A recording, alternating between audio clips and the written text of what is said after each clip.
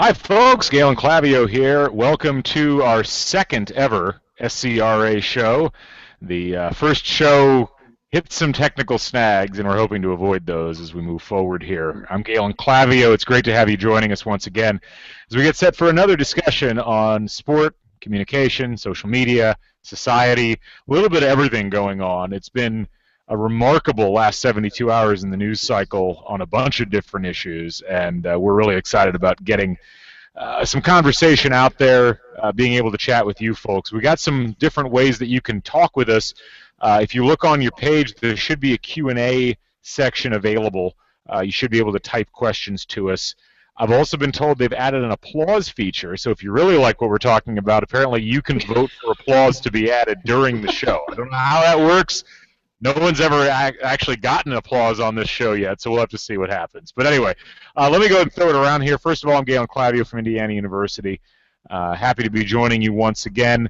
I'm joined by three of my esteemed colleagues from across the globe, or at least across the eastern third of the United States. We'll start down in the glorious South. Lauren Reichardt-Smith joining us. Lauren, how you doing? I'm good. How are you? Doing well. Just trying to survive the start of football season. We had a bye this first week, and so not nearly the excitement going on down in your neck of the woods, I guess.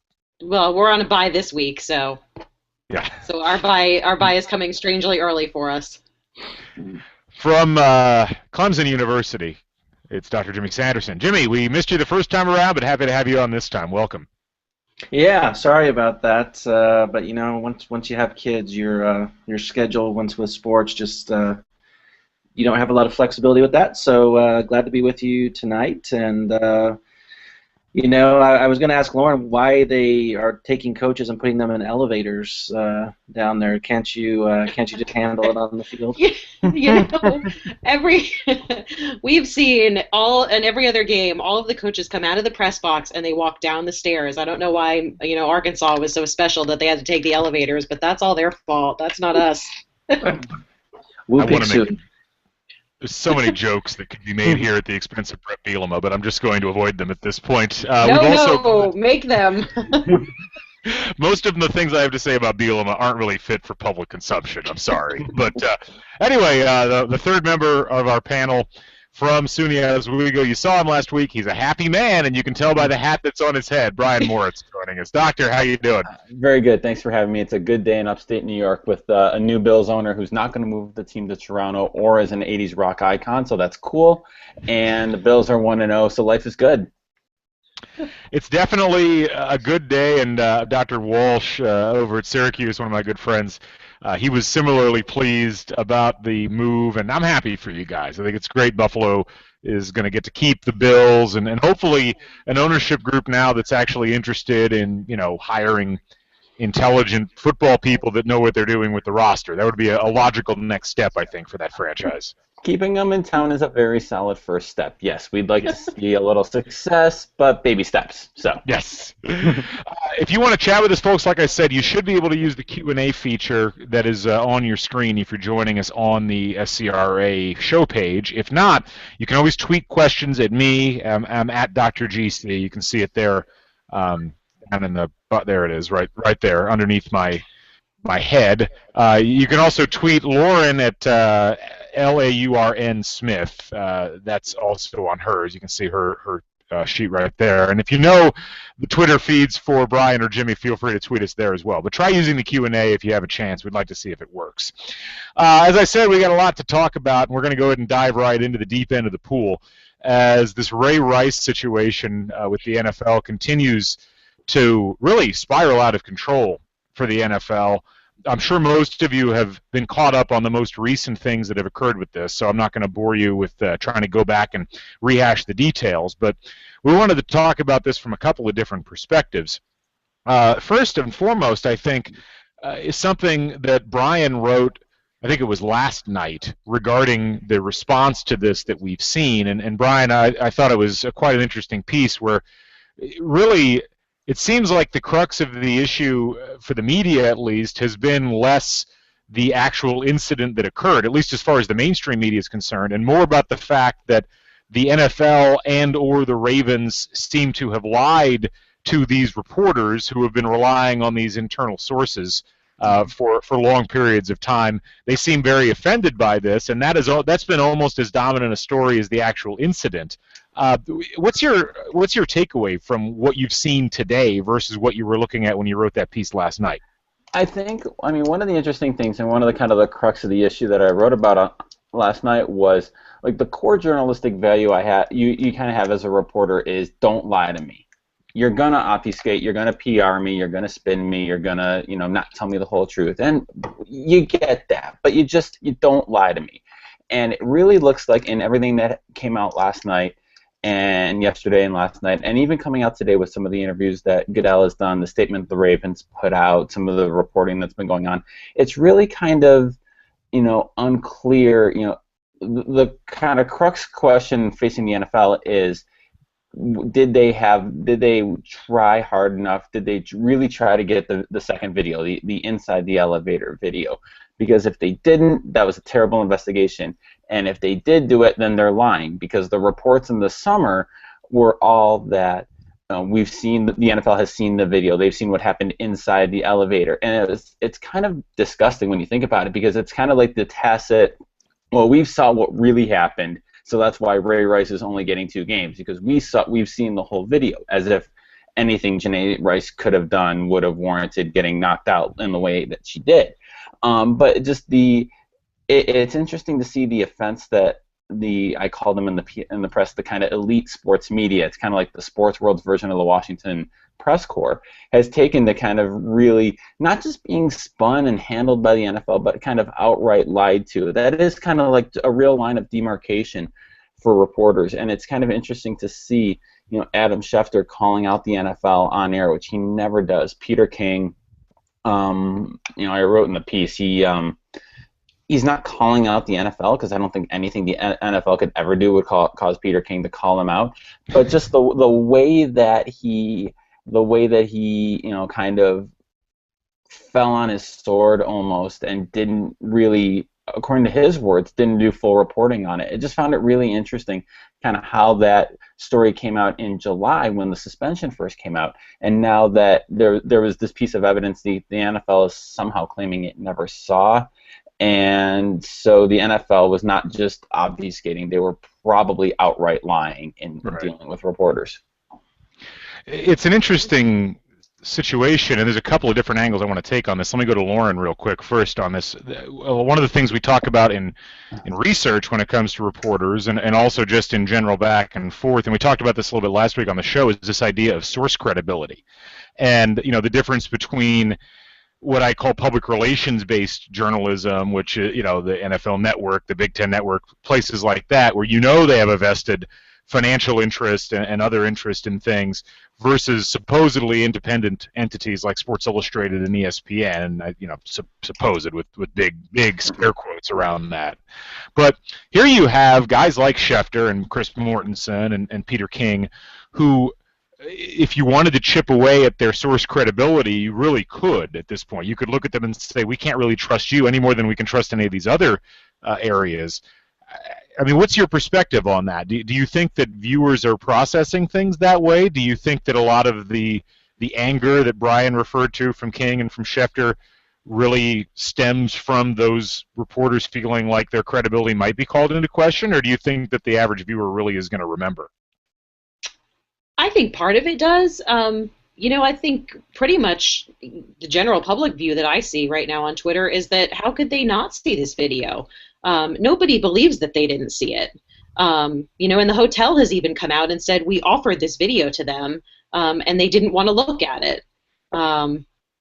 So, when you have the NFL saying, no, we never saw the video, we never had the opportunity, reporters that originally went to bat for them are now, being made to look like they have egg on their face. Who's lying? Nobody knows who's lying at this point anymore, but some people are. Is everybody? I think viewers, readers have some level of savvy to know that something's going on, to question everybody's credibility at this point. Yeah, and Jimmy, as we look at the way that the NFL has tried their tried and true method of jumping on the grenade in such a way that they end up emerging with an American flag in one hand and the Bill of Rights in another hand. That hasn't seemed to work in this case, and it's fascinating. It really didn't work even before the video came out, and there was a lot of negative response, not just among the press, but among a lot of people on social media about the way that the NFL handled the original suspension with Rice, to the point that Goodell had to go back and do the whole, I screwed this up, I didn't give the right suspension, and in the future we're really going to crack down on domestic violence with our players. I mean, hold on one second, Lauren. Let me give Jimmy a chance to respond on this. How do you see this from a public relations perspective, from the way that the NFL is trying to frame themselves in the media? Does this change the narrative moving forward with the league? Well, I mean, I don't know. I mean, I think their ignorance plea is I just find it appalling. And I don't know if I woke up on the wrong side of the bed or whatever, but I'm just really getting sick of the NFL's arrogance and the way they think they don't have to take these issues seriously. And not to disagree with Lauren, but I'm very skeptical of fans. I don't think fans will care beyond the impact of Ray Rice on their fantasy team. By and large. That is, I mean, I'm sure some fans care and some people are upset by it, but to me, the NFL is just, it's just like, let's put a Band-Aid on this and move on, and let's let's get people interested in the games. But I don't know if anyone watched the Anderson Cooper segment just an hour or so ago, but I mean, the issue, there's a clear domestic violence issue here, and you have Greg Hardy for the Panthers, who was convicted of assault, who, if you read the court report of that and what he did, you have the guy on the 49ers, McDonald, and Jim Harbaugh saying, oh, my players don't mess around with women, but, he's entitled to his due process, so, which conveniently corresponds with the lack of depth on the defense for the 49ers right now. So, I mean, I don't know. I mean, I think it's just, the status quo and what they've always done, and they're just, and it's interesting because when you look back a few weeks ago when they came out with that new statement, everyone was like praising and lauding them for it. And I'm just like, well, why did it take the Ray Rice video for you to come up with this policy? And I mean, I understand organizations have to evolve and adapt, and you are always aware of issues, but this has been on the NFL's radar for years. So I'm very skeptical and critical of them at the moment. Go ahead, Lauren. I heard an interesting statement today, though, that I think may speak to the fans. When you talk about fans of the NFL, very few people go out and say, I'm a fan of the NFL. They don't identify as a fan of the NFL. So if you're talking about the NFL as a whole taking a hit, they're probably not going to. Because, I, as a Giants fan, yes, this is appalling and it's horrible, and I think something should be done. But, and it impacts me, I think, as a female NFL fan. I think female NFL fans are feeling the backlash of this more than, maybe any other fan base. But as a whole, the NFL, people don't go around saying, I love the NFL. I can't wait to watch the NFL. They say, I want to watch the Giants. I want to watch the Eagles. I want to watch the Redskins. They want to watch their team, not the NFL as a whole. So that's where I think some disconnect may lie, and where the NFL may not take the hit that we think it should take rightfully. I think that's logical. It may not be ideal. And it's funny, you mentioned women's perception of the NFL particularly. I'm going to try something, and if it doesn't work, I apologize to both the panelists and also to the folks at home. But there was a video I wanted to play, and I'm going to try playing it right now. And if it doesn't work, just tell me, guys, okay? So here we go. Not working? Nope. Okay. But are you talking about the Katie Nolan video? I was talking about the Katie Nolan video, yes. And if you haven't seen it yet, I would highly recommend seeing it because it's an interesting perspective. It's a unique perspective. I don't think I've ever seen anything quite like it from somebody that works for a major network. But for those who haven't seen it, Katie Nolan, who works for Fox, she was a member of Crowd Goes Wild, which was that short-lived show on Fox Sports 1. She does a lot of YouTube videos. And she basically, put this video out that said, I'm a football fan. I enjoy football. Boycott of the NFL is not something that is going to happen because it's just pretty much implausible for it to be able to work, given the sheer number of people and the lack of financial impact that something like that would have. But part of the problem is the lack of female voices, not just involved with the NFL directly, but with the NFL indirectly, as far as who's commentating on them in the media, who's kind of allowed to talk about them in that public sphere, whether you're talking about ESPN or Fox or any of these other networks. At some point, I am curious, Lauren, to go back to you, and then I'm going to jump to Brian, about whether women whether that's what really interests them. Is that what they're looking for moving forward? Because the female audience still is, I think you would say, untapped when it comes to the NFL overall. There are female football fans. I don't know whether they're hanging on, waiting for more female representation or not, but it is telling that there's so little representation of female attitudes and opinions regarding the game on really any of the broadcast properties that cover the sport. Well, the last figure I saw, and it may not be accurate, but the last figure I saw is that 42% of the NFL audience is female. So if you're talking about an untapped market, you're talking about almost half of your viewing audience is female at this point. So does that mean it's not an untapped market, I guess, would be the next question. I think it's untapped in some ways. I don't think they're market. I think we might have had a freeze up there from Lauren. So let me jump over to Brian again. Hopefully we get Lauren back in a second. I don't know, Brian, what's your take on that? Is this a situation where this, from a content perspective, is something the NFL needs to do in terms of damage control, in terms of trying to get themselves into a position where they don't look like they don't care about the feelings of women? I mean, it's Lauren's back. Lauren, if you want to pick up where you left off, that's fine. I don't know where you lost me. I was saying in terms of an untapped, maybe not untapped, but they're not marketed to correctly. So, how would you? Let me follow up real quick. If they're not marketed to correctly right now, what would you change in 50 words or less? That females actually do understand and can grasp how football is played, and we don't need pink bedazzled jerseys. And I think that's kind of the point that Katie Nolan was making in that video, Brian, which is that when women are involved in the NFL process, they tend to be involved as outsiders to the extreme, as if you couldn't possibly understand what's going on with this game, but you understand Breast Cancer Awareness Month. Like, that's the extent of your overall knowledge. And so I am curious as to whether that's something you think needs to change. I think so. And one of my professors at Syracuse, Ann Osborne, official member of my dissertation committee, is writing a book about it with Danielle Combs from Kent State. I think it's out later this year, and it's about female fans of the NFL, and Ann gave a wonderful presentation about this at the IACS conference in New York this past year, and how it really is, a lot of, it was an ethnography of female NFL fans, and there really was this idea that they found, Ann could describe this better than me, but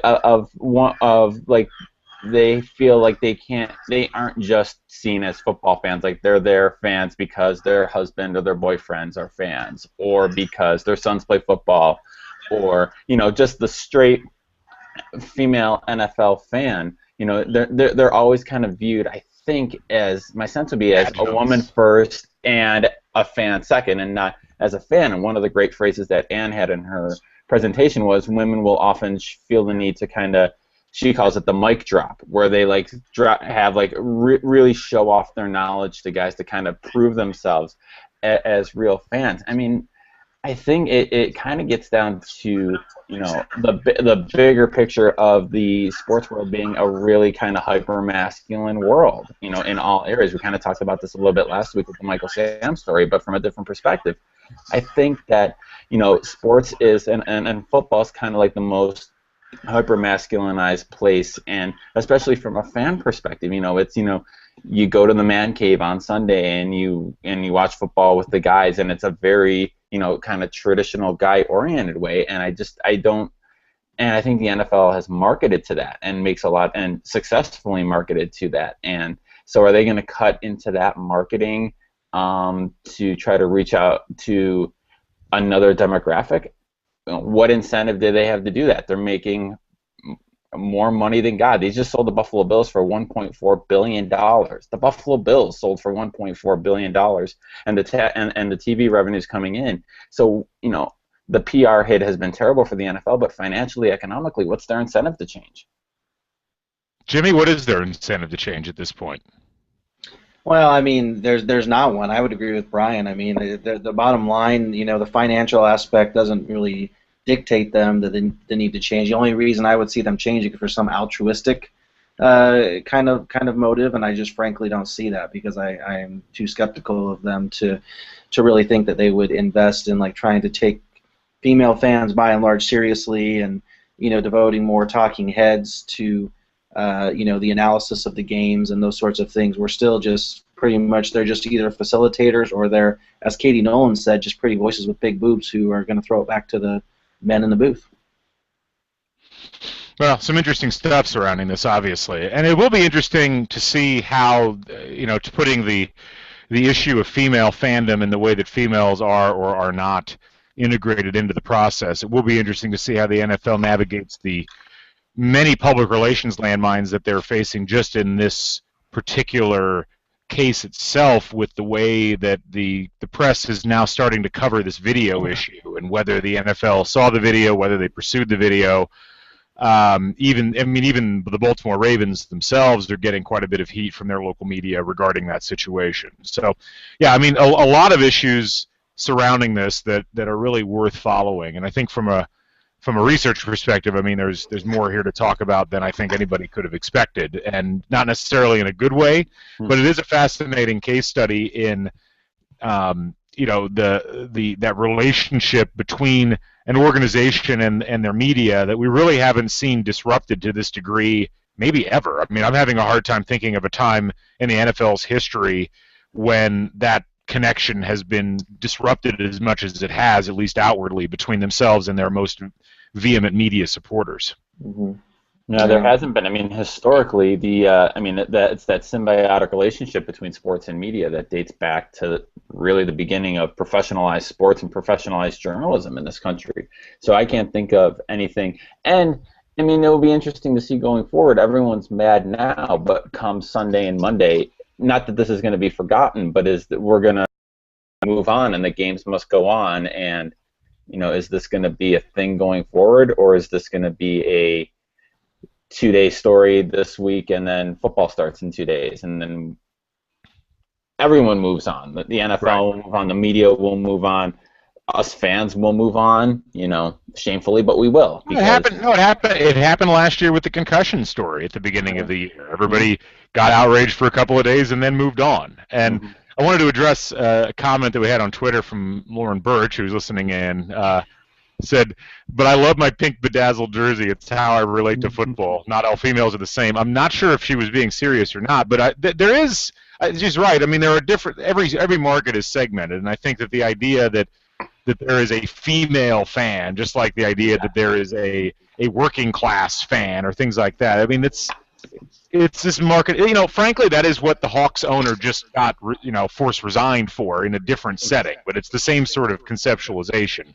On the one hand, you're going to engage in that as an owner or as a marketer or as somebody involved in that because you have to, because there's no way you can account for each person individually. But everybody finds their own meaning for these sports, and trying to suss out what the individual meanings are ends up with the way the conversations often end up going on Twitter, where you have a bunch of individual anecdotal pieces of evidence that don't really add up to a whole lot. Mm-hmm.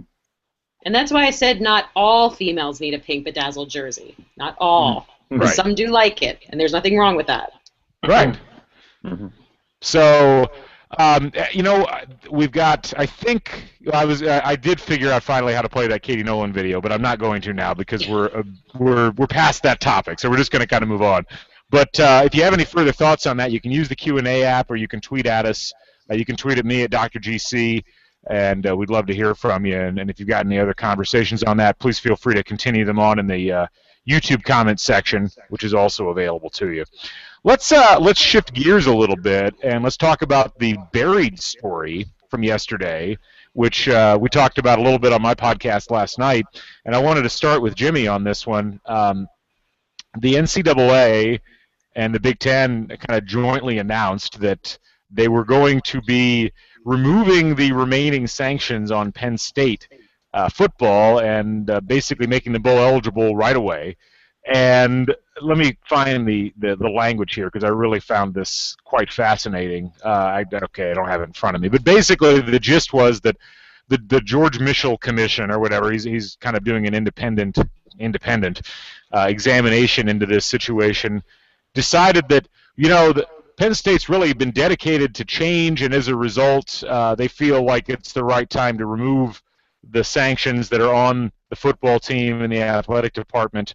What are your thoughts on this? Let me just start with that.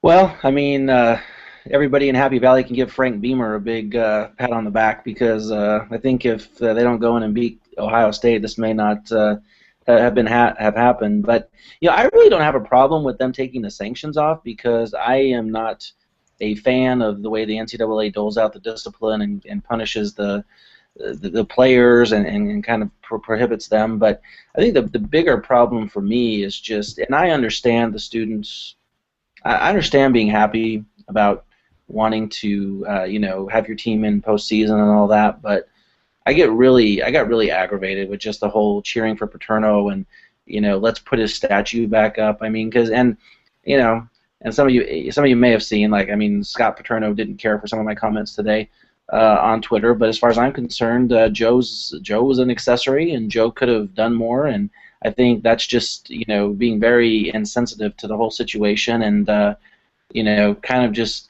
that was 2 years ago, and everything's fine and dandy, when we all know that everything's not fine and dandy, and you can look at all the sexual assault cases that are happening in the NCAA. I mean, I just that willful, that ignorance is bliss mentality of like, well, the NCAA's taking them away, so everything's fine and dandy, and never mind that 9 or 10 boys are going to have a hard life, for the next 40 or 50 years. But hey, our team's going to win, so it's all good.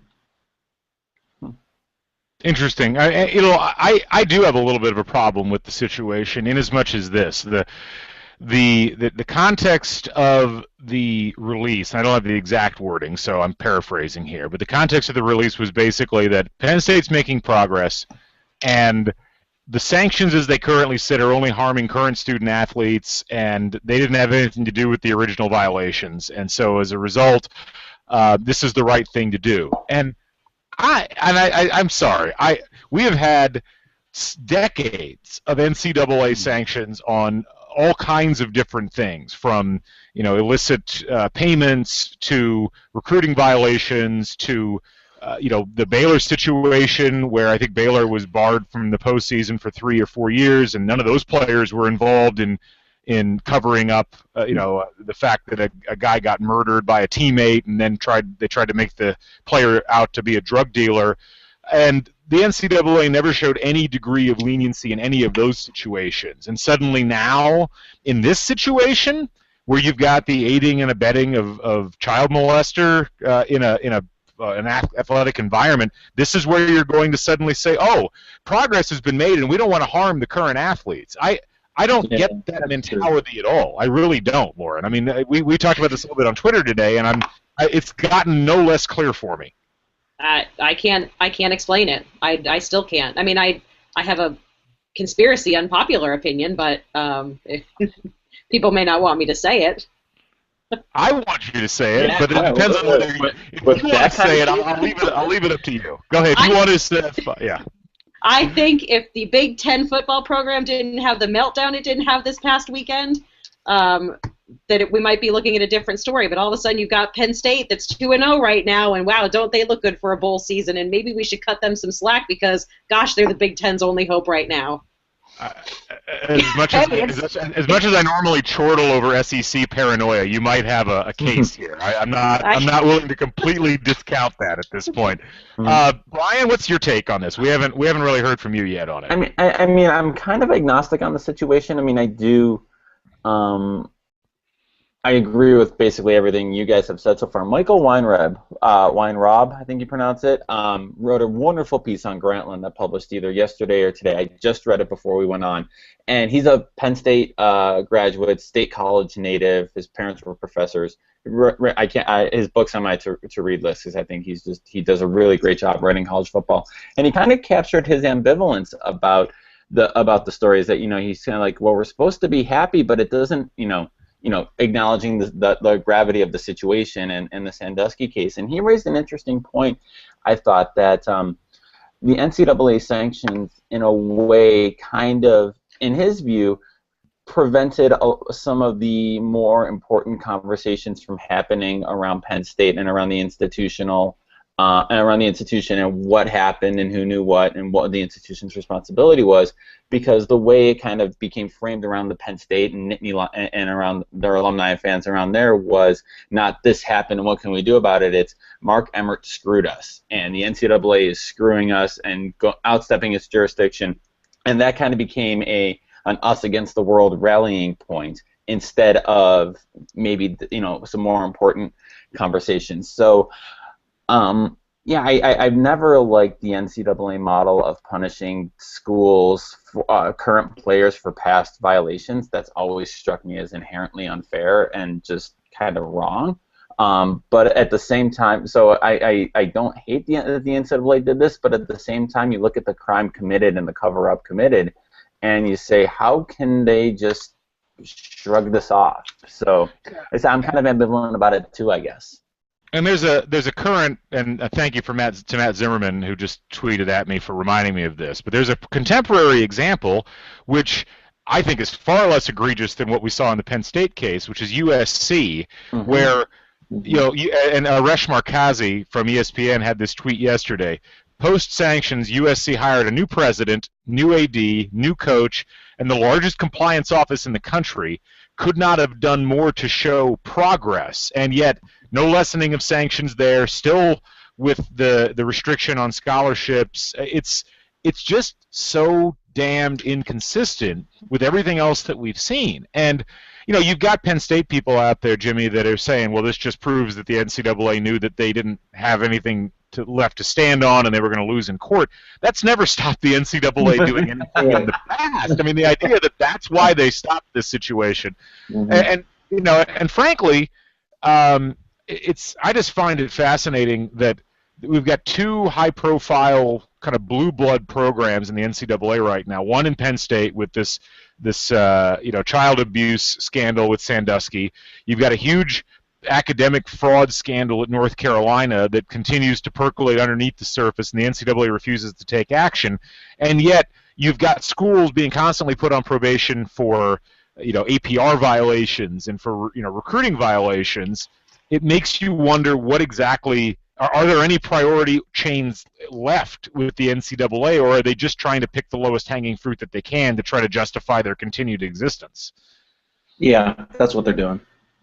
Okay. I mean, Gino Auriemma getting a secondary violation for a congratulatory phone call to Monet Davis. I mean, that's as ridiculous as it gets. And yeah. Well, didn't South Carolina get a secondary violation for icing on a cake for a recruit? Yeah, it was cookies. Cookies, yeah. Cookies. Well, that's clearly. Sorry. Because every kid, that's what's going to impact their decision is frosted or unfrosted cookies. Well, it is a big deal. We had a comment from our good friend Chronic Hoosier. I'm going to select this and see what happens. So keep your fingers crossed. Hey, there we go. All right. Hopefully you can all see that. I'll just read it because I know you folks at home can't see it. But misogyny, racism, and pedophilia was yesterday the worst day ever for sports media stories. And related, why is it so damn hard for sports organizations not to bumble these issues every single time? Let me start with Lauren on this, since she's cackling the loudest. What was it? The worst day ever in sports? Sports media stories, at least. Sports media stories? Sure. I mean, you could say it was the worst, or you could say it was the best. It went away. I mean, you could say it was the worst or the best, depending on your perspective. I didn't have to teach class today because we just talked solid for an hour and 15 minutes about these two things. So even it was the best of times, it was the worst of times, I believe Dickens once said. So, I don't know the rest of his question because it went away. Well, the question, I'll address the second one to Jimmy. Well, first off, was it the worst day sports media-wise ever as far as the news stories that came out in combination? And second, the question I wanted you to really answer, why is it that sport organizations find it so hard to deal with these things effectively when they hit the media sphere. Like, it always seems like they're not playing with a full deck of cards, and they get picked apart after the fact. Because it's like, well, how could you be so stupid as to approach things in this manner? But it seems to happen every single time. It's like nobody pays attention. Right. Well, I mean, yeah. I mean, I would agree with Lauren. I mean, in terms of yesterday, it just seemed like the perfect storm of stories. And I think depending on your perspective, was it good, was it bad? I think it just kind of depends on where you sit. In terms of your question about why are they so stupid and doing these things sometimes, for me, I'm just like, well, that's great. My family's going to eat for the next year because I now I've got 3 or 4 more papers that they're going to give me ammunition for. But I think in all seriousness, I think the problem is because whenever these issues happen, people just want to put a Band-Aid on them, and they don't want to address the structural issues. The structural issues are the way sports culture views women, the way sports culture views masculinity. Like, those are the problems. That's, these athletes from the time they're in high school and even junior high are just, women are thrown at them. I mean, these sham hostess programs that are used on college campuses to recruit players. I understand why they do it, but I was telling someone the other day, it's like, what message does a kid get that women aren't there for sex objects? I mean, and then someone was trying to tell me that the league sponsors were going to put pressure on the NFL, and I'm like, really? You think Bud Light, whose commercials are all full of women, being positioned as sex objects for men? Like, I mean, to me, that's the problem. The problem is nobody wants to talk about the cultural and the structural issues, and that's why these Band-Aid approaches keep happening, and frankly why they keep repeating, because they don't work, because they're not addressing the real issue. And the addendum to that, and I think it's a very good point, but the addendum to that to me is that you not only do you have the athletes who operate within this sports structure that has these deficiencies from a social and sociological perspective, but the people that run those structures are themselves almost entirely ex-athletes, and you have this building of the culture that's gone on generation after generation. And it's funny because Miles Brand, when he became NCAA president, his big solution to that was, well, we're going to put the presidents in charge. We're going to have the presidents be in charge of college athletics. That's going to fix everything. Well, invariably what happened was, instead of the presidents being in charge, they simply found the more easily controllable former athletes that they could put in as athletic directors and said, hey, make sure nothing gets screwed up, and you go run this, and I'll take all the credit for it. And that just ended up creating more problems than it solved, I think, at least as far as college athletics is concerned. Pro athletics, probably a little bit different story, but I think that cultural chain that we've seen go year after year, decade after decade, Brian, that hasn't been broken, and then we end up with that same problem over and over again.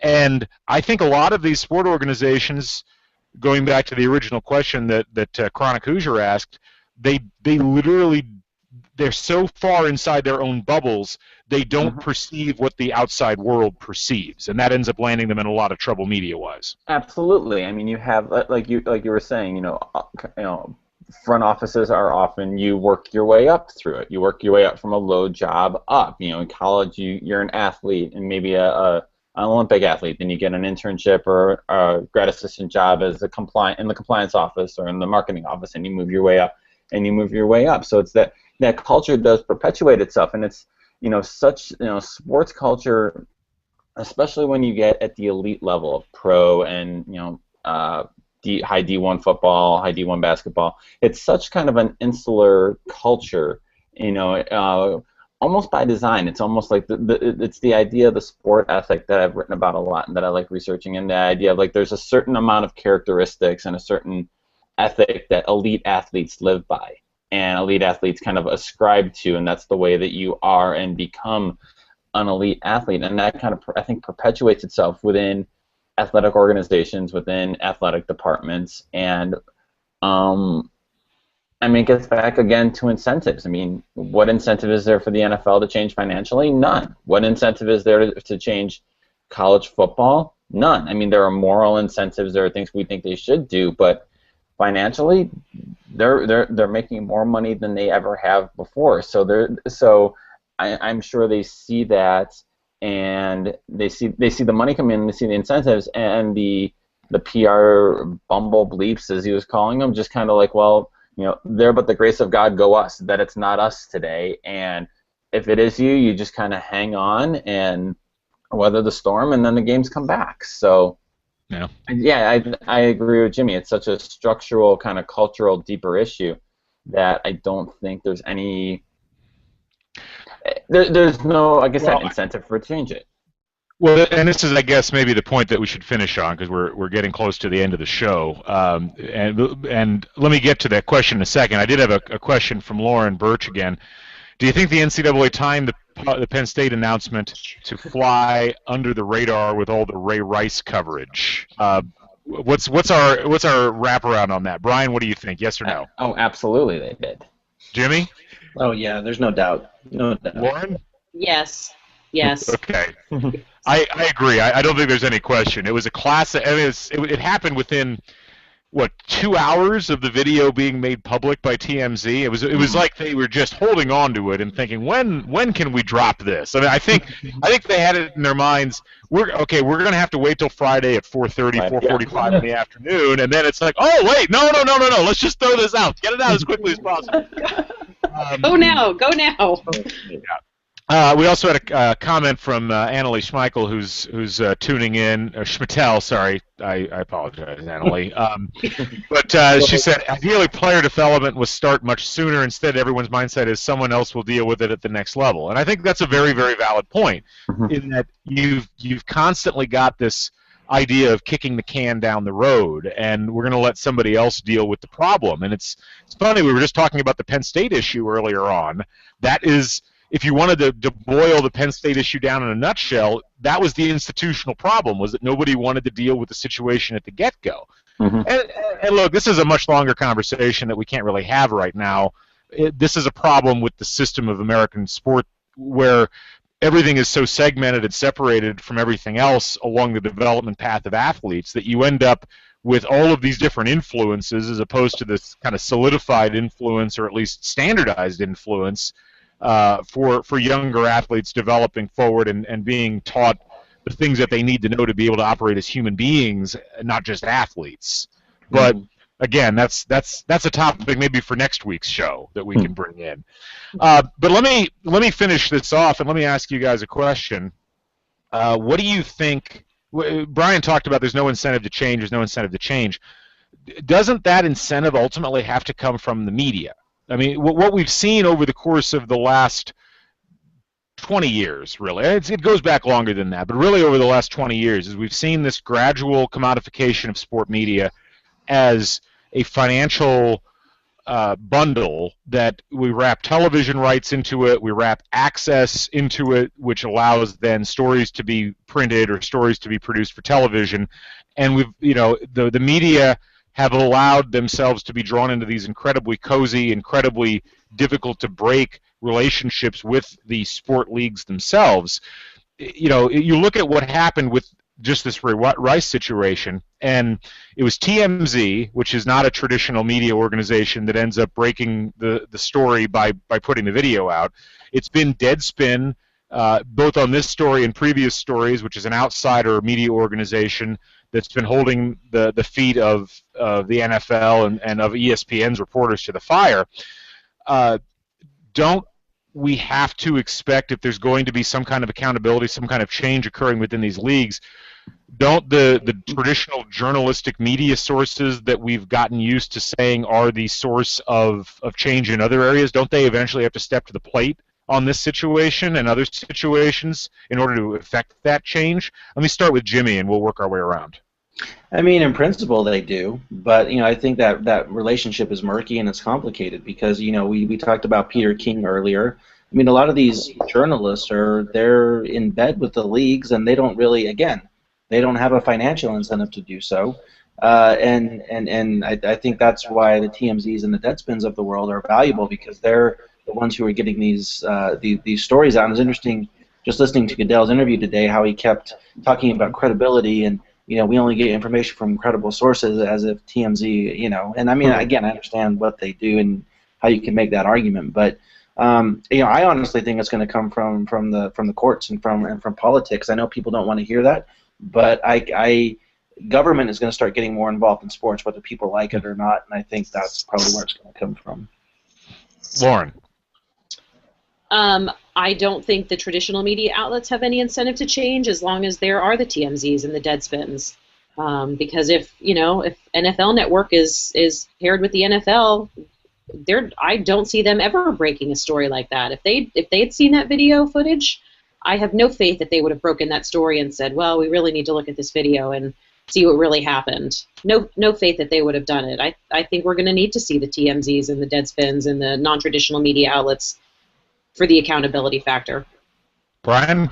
I think that I think I've started to see, and this might be my only my view, but I've started to see both the non-traditional and traditional media were kind of working in tandem to start affect change in opinion. I think a lot of the growing groundswell against the NCAA and for pay-for-play and for kind of athletes' rights, you've started to see that more. I mean, the Deadspins and the TMZs have done great work, but they're more traditional journalists, air quotes, who are writing that, who are writing these types of stories. You've seen this in the concussion; it's getting more coverage. After the Ray Rice story, it will be interesting to see if it seems like the story of NFL's attitude towards women and domestic violence and women fans and all that seems to gain traction. I think that, and so I do kind of see the women. I do kind of see the traditional media almost in a way catching up to a lot of the attitudes that have been out on the Deadspins, on the TMZs, on the big leads, and I think that it's not in great numbers yet necessarily, but I do think that change is starting to happen. I do think that once it builds to kind of a critical mass, then that will start putting pressure on the leagues to make changes. Well, it would definitely be interesting. I do think that in the last word on this, it's been fascinating. We saw a lot of blowback on TMZ itself today, as a lot of media people jumping in and saying that, well, we shouldn't be praising TMZ because look at the other stuff that they have on their page and this and that. And I think that to me it's just interesting because we've seen a lot of these traditional media functions shaken up. 25, 30 years ago, if you're looking for investigative news coverage, if you're looking for this very sort of thing, like some kind of document or some kind of interview or evidence that some serious wrongdoing had taken place, you're looking to the sports page of the newspaper, and that really doesn't exist anymore. And the sports pages that do exist are so financially compromised by the problems that they're having with ad sales and circulation that they have to act almost as information portals as opposed to breaking investigative journalism. And now, not only have those functions moved online, but they've moved to what you would loosely call independent media. And I do think that is a fascinating change. It hasn't ruined journalism, it's just shifted all of the pieces around on the board. And that is something that I think needs to be looked at a lot more closely as we move forward. So, anyway, folks, this was a lot of fun, as always. I really enjoyed talking with you all, and I appreciate all of the participation from those of you watching out there in internet land. We had a couple of Q&As, and we had several tweets, and we hope to do this again next week. We'll let you know on SCRAlliance.com when we do this again, and I promise we will do it at some point next week because, darn it, I have a lot of fun with these things, and I think everybody else here does too. Absolutely. So, yes. Anyway, great. Thank you. Absolutely. For Brian Moritz, for Jimmy Sanderson, for Lauren Smith, I'm Galen Clavio. Thanks for joining us again here on the SCRA Show. We'll be back next week with more. Catch you on the flip side. So long, everybody.